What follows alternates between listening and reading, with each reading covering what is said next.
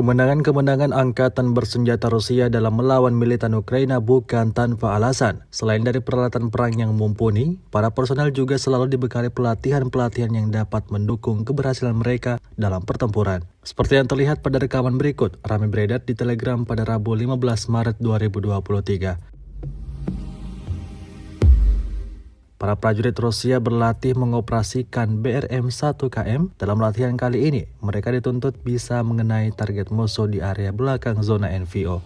Kendaraan BRM-1KM yang diperbarui dibuat berdasarkan BMP dengan peralatan elektronik khusus. Keunggulan dari BRM-1KM yang diperbarui ini, para prajurit dapat mendeteksi target pada jarak lebih dari 5 km dan menyerang titik target pada jarak lebih dari 1.500 km. Tampak dalam rekaman, para prajurit berlatih dengan sangat serius.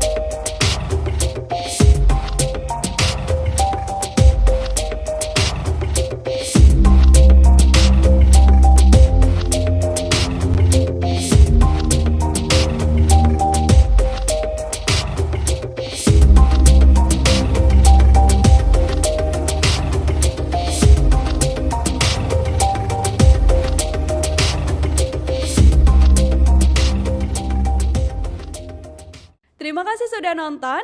Jangan lupa like, subscribe, dan share ya.